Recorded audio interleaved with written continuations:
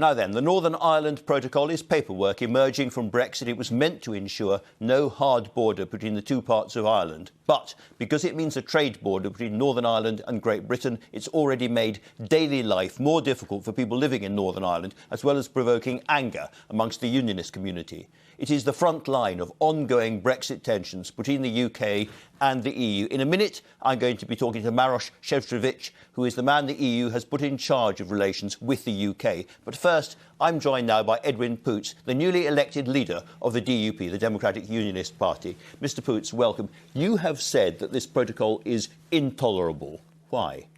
Well, we have a grace period currently. When those grace periods end, we're going to have 15,000 checks per week of goods coming from Great Britain to Northern Ireland. So there's more checks in the port of Belfast and Larne than there is in Rotterdam, Europe's biggest port. We have more checks between Great Britain and Northern Ireland than there is between Russia, Ukraine, Belarus, Moldova, all of those countries on the eastern part of the European Union. And I'm asking the question of the European Union, are they more trustworthy trading partners than Great Britain? And of course that isn't the case. So we really need to ditch the protocol and ditch these checks because they're hugely damaging to the lowest paid workers anywhere in the United Kingdom and Northern Ireland. Ursula von der Leyen, who's head of the EU Commission, says the protocol is the only possible solution to ensure peace and stability in Northern Ireland. What is your alternative?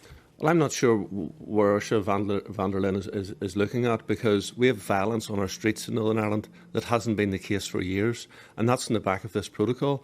And it vexes me because the European Commission over the years have put their heart and soul into winning peace in Northern Ireland, and the current batch of commissioners don't seem to care for the peace process in Northern Ireland, and that really needs to change. That attitude needs to change. They are doing demonstrable harm to every individual in Northern Ireland, and it's having a devastating impact. Do you want the British government to trigger Article 16, which would put a break to all of this now? They have the grounds to do it, because in terms of economic and societal damage, that is very evident. So leading food suppliers are saying they are, when this grace period comes in, are going to struggle to supply hospitals, to supply schools, to supply prisons with food. We have a circumstance where medicines and medical devices, over 90% of them come from Great Britain to Northern Ireland. New modern cancer drugs not being able to get in. So all of the criteria can be met and easily met. And remember, the European Union triggered Article 16 very easily when they wanted to stop vaccinations coming through Northern Ireland to Great Britain. Your predecessor, Arlene, well, they didn't trigger it, of course, did they? They threatened to trigger it and then they pulled back. But your predecessor, Arlene Foster, points out the marching season is quite close and that this situation could provoke violence over the summer. Do you agree with her? I do agree with that, and I don't want to use a threat of violence in terms of this. Our arguments are very clear, they're very coherent. This is the European Union seeking to punish the United Kingdom, and as a consequence, Northern Ireland is being used as a plaything for the European Union. I can assure you, Northern Ireland should be nobody's plaything. We are citizens of the United Kingdom, we were citizens of the European Union, and we deserve to be treated with the same respect as everybody else. Thanks for the moment, Mr. Poots. Mr. Sefcovic, I don't know if you were able to hear that, but Edwin Poots, leader of the DUP, was saying that people like you are using Northern Ireland as a plaything and you're not really serious about peace there. No, I think that we really do our utmost to make sure that also in practice we demonstrate our total commitment to the Good Friday Belfast Agreement. And therefore, I mean, we've been looking for the 4 years what would be the best solution to the very sensitive situation in Northern Ireland. And for us, and not only for us, but also for the UK government, the response was very clear that it was the protocol on Ireland and Northern Ireland. And I think that now what we should do is to focus on the policies and politics that rather unite than divide us. And therefore, I think we have also to turn the table a little bit in this discussion and look what protocol brings as an opportunity to Northern Ireland. Because I think there is unparalleled access to two very important markets, 500 million consumers of unparalleled purchasing power, and unique opportunity for business people. So I think that's what we have to discuss. And I reached out... All right. If I can, just jump in. Lots of business people we've talked to have said that contrary to this being a great new opportunity, the protocol is literally killing their businesses week after week after week. BBC did a poll of Northern Ireland people, customers and shoppers and so forth. 48% hate the protocol and really want it to go. This is something that's happening not just among politicians, but on the streets of Northern Ireland, in the shops of Northern Ireland. People do feel this is intolerable, and the EU don't really get it.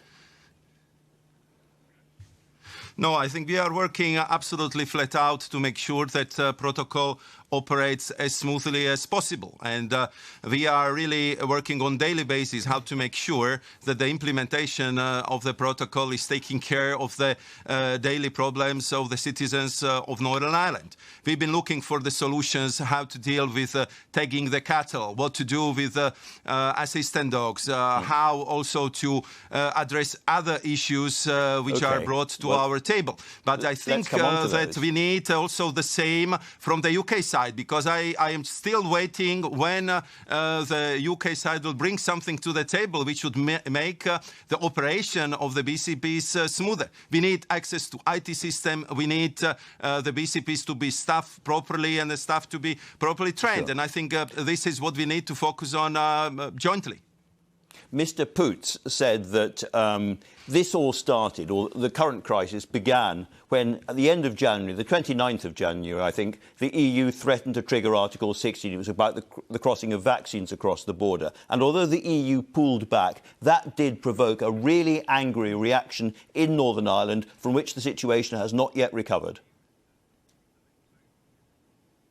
I think that we discussed it on many occasions. We never triggered Article 16. It was a mistake. It didn't last more than 3 hours, and we apologized for it. And I think that learning also from that mistake, I would really say that we should now focus on the future. So, how can we properly and fully implement the protocol in a way that it would work for the people of the Northern Ireland? You know, we showed, that was the moment. Would say, Sorry, do you accept that was the moment when the people of Northern Ireland lost faith in the protocol? I think that it's very difficult to analyze, you know, the timelines here and there. And as I said, it happened 3 months ago. And therefore, what I am suggesting and what I did since that, I did several outreaches to the Northern Ireland or political representatives or the people from the business community. And I'm going to do that again, because I would like to hear from Mr. Poots himself, but also from other leaders of the political parties who form Northern Irish executive and discuss with them what we can do better before our next joint committee, which we will have in London with my counterpart, Mr. Frost, hopefully by mid-June, and how concretely we can advance the thing. Because, as I'm saying, EU is bringing a lot to the table. We showed unparalleled. Just let me finish, Mr. Marr. Just imagine that for the first time in the history of the European Union, we actually outsource the control of our external border to the third country, to the UK. And we are really working very closely to make sure that the protocol is transformed into the opportunity. So I would like really focus on making sure that the businesses will grow in Northern Ireland, that the businessmen would like to open the shop. They will have this free, unparalleled access to the 2 biggest markets in the world. So I think that if we look at it, and if you, for example, look at the analysis, what is written in Invest Northern Ireland, there is plenty of opportunities how to transform the protocol in something positive, good for the future, which would guarantee the peace, stability and prosperity for all island of Ireland. Right. And yet, the EU is taking the UK government to court over the grace periods. Without those grace periods, there would be shortages in supermarkets in Northern Ireland. At the very least, could you not pull that court action and allow those grace periods to carry on, to allow shoppers in Northern Ireland to get the food they want?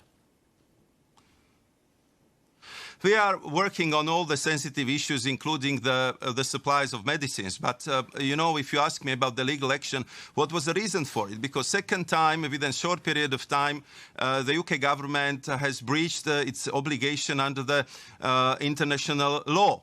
And if we have to trust the UK that they will actually, control our external border and access to the European internal market, we want to be sure that once we sign the international agreement, that they are properly honored and respected.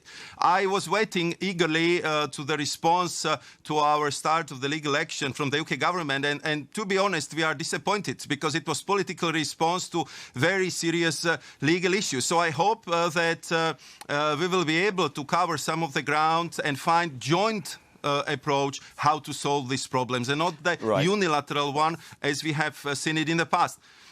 Maybe just to remind Mr. Marr, I was negotiating personally. You were? Yeah. I was just going to give you another possible solution. If the politics are so difficult, there's a trusted trader scheme which would allow a supermarket like Sainsbury's, which has no, so far as I'm aware, no supermarkets south of the border, to send its goods from Great Britain into Northern Ireland without all the checks, without all the restrictions. Now, given that none of that food is going to enter the sacred single market, why would that be a problem?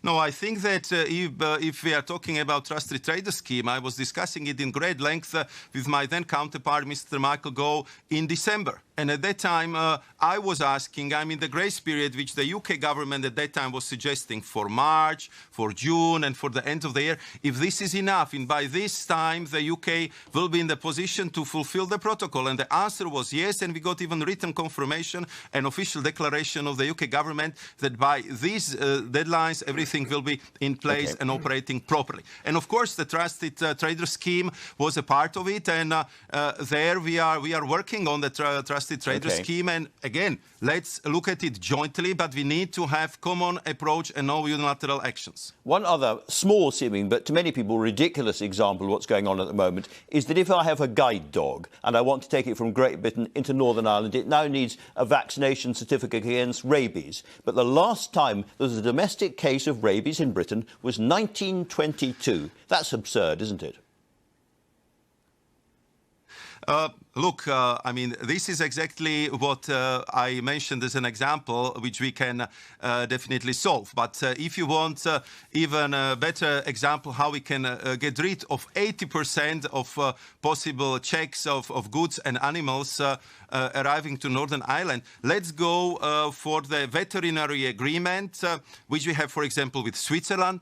I understand the point of the UK that United Kingdom wants to have the freedom to sign another free trade agreements, and it's absolutely fine. But we know that all these agreements take time to be negotiated and to be approved. So I even offered to have this Switzerland type veterinary agreement on temporary basis, which would help us to bridge over the current problems, which would get rid of 80% of checks and all the things you just described. And I think that it would be right thing to do. It would calm down the situation. It would help all sides to build necessary infrastructure and address the issues which I raised by the stakeholders.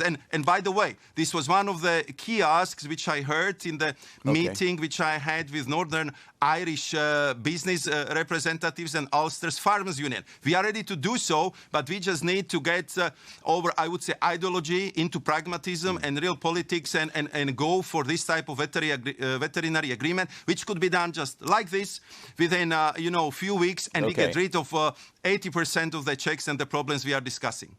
Mr. Poots was just talking about the need for Boris Johnson to trigger Article 16 on the British side very soon.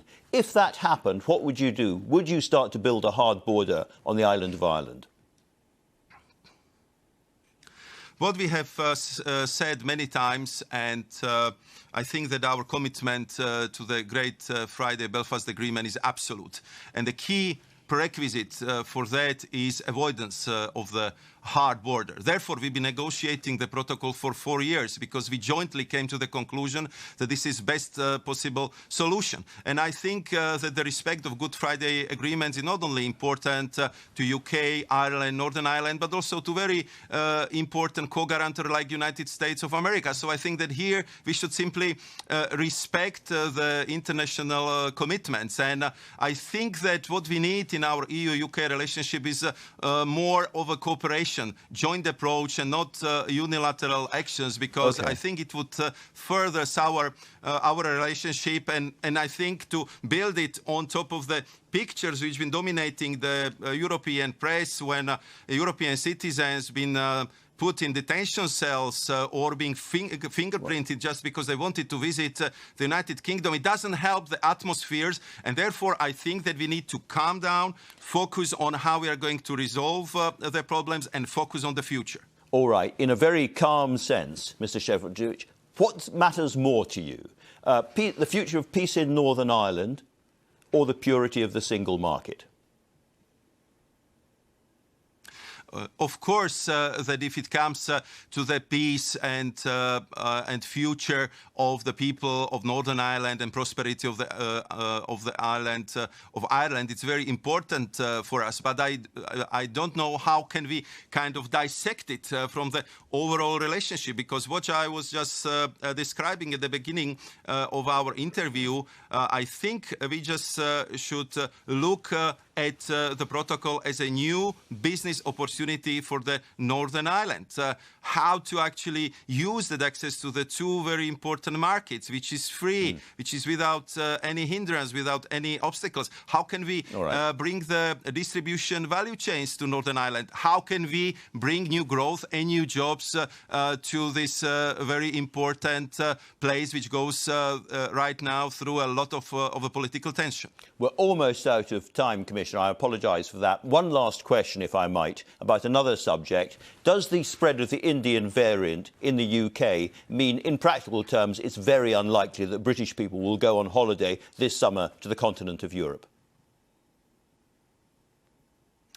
As you know, currently we are working very hard on the digital COVID certificate to make sure that we will come gradually back to normalcy and the travelling will be safe again. And we are in very close contact with our British partners because, of course, I know that the Europeans would like to welcome British tourists. We have lots of personal links built over the years, and I believe that also for the future we would focus on how to build a strategic partnership between the EU and the UK. So I'm sure that we'll do our utmost, of course, provided that the health situation would warrant it, to make sure that we can also open doors for British holidaymakers in the next summer. Mr. Sefcovic, it's been a great pleasure to have you on the show. Thank you very much indeed for talking to us. Now, Mr. Poots is in fact still here, so you heard some of that, all of that, I think. What's your reaction? Well, the European Union still are on tunnel vision in respect of the protocol and nothing but the protocol. The reality is they're playing fast and loose with the peace process in Northern Ireland as a consequence of that. I can see you're complaining about the protocol, you hate it and all the rest of it. I don't really understand what your solution is to resolve this very complicated problem if the protocol isn't there. What would you put instead? I'm fully up for protecting the single market, and in doing that we do not need to have barriers to food that's consumed in Northern Ireland, to medicines that are being used in Northern Ireland to protect the single market. So the barriers that are being placed, which is contrary to the Belfast Agreement, Good Friday Agreement, need to be removed, and we can provide checks between Northern Ireland or between Great Britain and the European Union in Northern Ireland. It doesn't have to be at the border, it can be at another location in Northern Ireland, including the ports. What about Mr. Sefcovic's suggestion of a Swiss-style agreement on food and agriculture and animals, at least for a short period of time? Do you like that idea? That struck me as a temporary solution. I want permanent solutions. And the permanent solution is to take the barriers away between Great Britain and Northern Ireland and provide security in terms of the single market, that goods that are entering the European Union from Great Britain have the appropriate checks.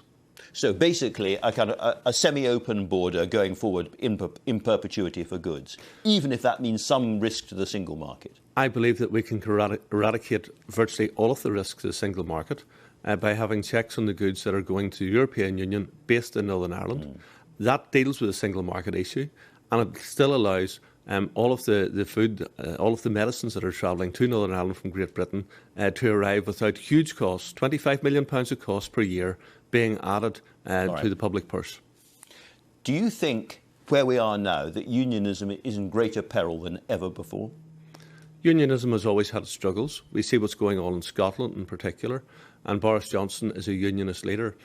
He really should not have his lawyers arguing in court that the Act of Union has been done away with as a result of the withdrawal agreement. And I would encourage the Prime Minister Johnson, who is a unionist, to pull back from that circumstance. Talking of unionism, the leadership contest which you won was very brutal and deeply hurt Arlene Foster. Do you have any regrets at all about the way it was fought? Elections are bruising. Election contests are bruising. It's happened across political parties all across Great Britain and other parts of the world.